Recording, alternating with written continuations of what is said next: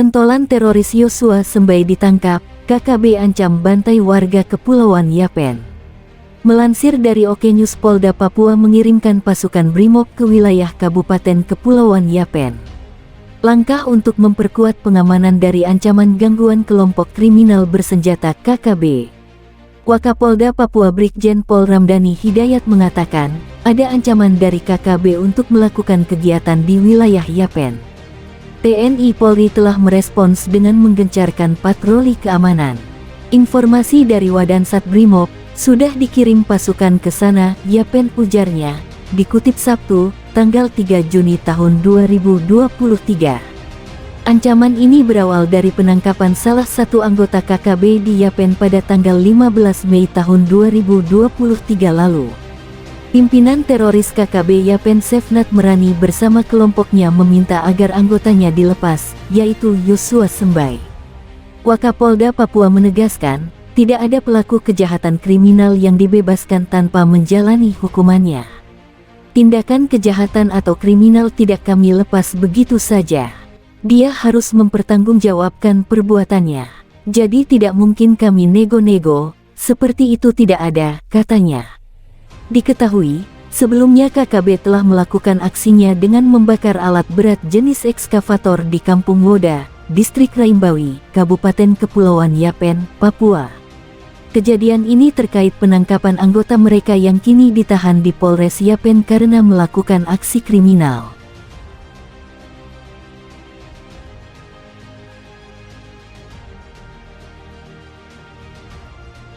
Ini dia tampang pentolan KKB Papua yang diamankan di Yahukimo, Papua, terlibat aksi kekerasan dan teror. Melansir dari Tribun Jambi, satu pentolan kelompok kriminal bersenjata atau KKB Papua diamankan polisi di Kabupaten Yahukimo, Papua Pegunungan. Pria yang diamankan Satgas Operasi Damai Cartens 2023 itu yakni berinisial Kebon. Dia diringkus sesaat Satgas menggerebek sebuah rumah di Kompleks Eselon 4, Distrik DKI, Rabu tanggal 31 Mei tahun 2023. Kabid Humas Polda Papua Kombes Ignatius Beni Adi Prabowo mengatakan keterlibatan Kebon dalam KKB. Kebon, kata Kombes Ignatius, terlibat dalam sejumlah aksi kekerasan dan teror oleh KKB Papua di wilayah Yahukimo. Kebon diamankan setelah aparat melakukan penggerebekan di salah satu rumah yang diduga merupakan tempat persembunyian KKB di Yahukimo, kata Beni melalui rilis pers diterima Tribun Tanda Hubung Papua.com. Salah satunya yakni penembakan anggota Brimob di KM7 pada November tahun 2022 lalu, ungkapnya. Yotam Bungyangge masuk Kenduga. Kontak tembak antara kelompok kriminal bersenjata KKB kontra aparat keamanan pecah di Kampung Nogolit, Distrik Kenyam, Kabupaten Nduga, Papua Pegunungan. Pecatanan TNI, Yotam Bungyangge yang kini gabung KKB diduga sebagai dalang aksi teror.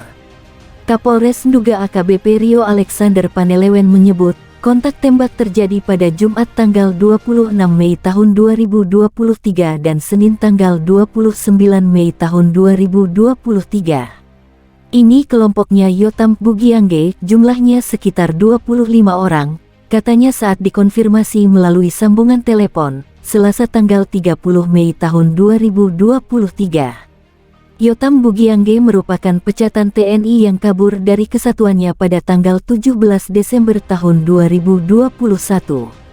Yotam sebelumnya bertugas di Batalion Infanteri 756 MWS di Kompice Senggi, Kabupaten Kirom. Satuan ini ada di bawah kendali Kodim Jayawijaya. Yotam Bungyangge kabur membawa senjata api jenis SS-1V1 tanpa amunisi.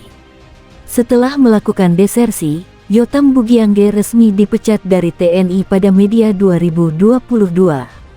Pihak TNI mengatakan, Yotam Bungyangge kabur ke Nduga yang merupakan kampung halamannya.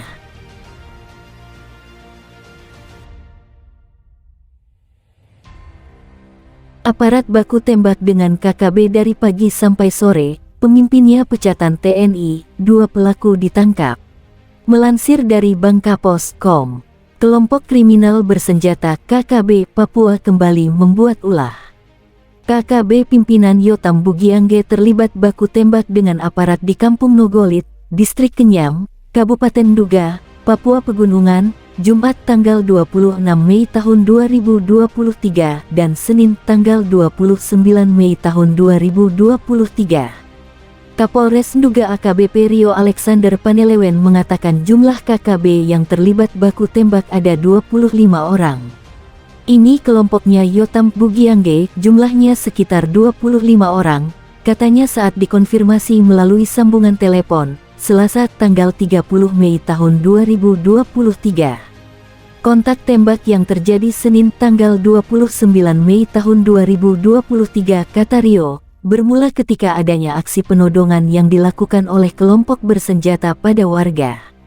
Anggota KKB kemudian berusaha melarikan diri saat aparat melintasi lokasi. Kita kotak tembak dari pagi sampai sore, tapi mereka kabur, katanya.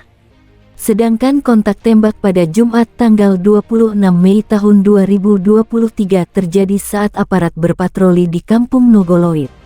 Saat melintas mereka menembaki pasukan sehingga terjadi kontak tembak, ujar Rio. Diduga anggota KKB tertembak. Rio menduga, dalam kontak tembak tersebut tidak ada aparat yang menjadi korban.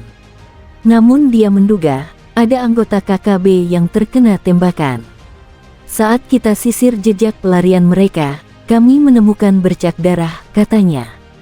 Setelah kontak tembak di Kampung Nogoloit, aparat gabungan menangkap 2 orang terkait KKB. Salah satunya adalah MK, dia diduga terlibat aksi pembunuhan 11 warga di Kampung Nogoloit pada September tahun 2021. Mereka ditangkap saat anggota melakukan penyisiran usai terjadi kontak tembak, kata Kepala Operasi Damai Cartens Kombes Faizal Ramdhani, Selasa tanggal 30 Mei tahun 2023. Satu lagi adalah TK yang diduga simpatisan KKB pimpinan Yotam. Kalau TK ini tugasnya memberitahu informasi pergerakan pasukan kepada Yotam, kata dia. Artikel ini telah tayang di kompas.com dengan judul, 25 anggota KKB terlibat baku tembak dengan aparat di Nduga, Kapolres sebut pelaku kelompok Yotam Bugiangge.